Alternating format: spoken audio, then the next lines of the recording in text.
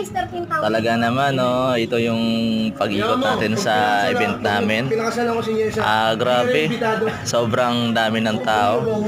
Di namin expect to, pero successful naman yung aming event na Miss G o Barangay Pasito 1. Ayun.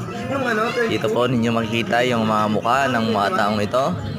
Lalo na yung mga kabrad ko dyan. Ito, papugi pa to. Tignan mo to, tignan mo to. Yun, tignan mo to, tignan mo. Dito makakita.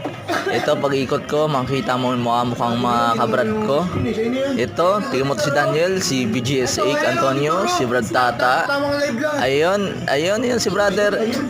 Si brother Rami. Ayun, si brother AJ, may dala pa ang Red Horse, oh. Ayun, si brother Michael.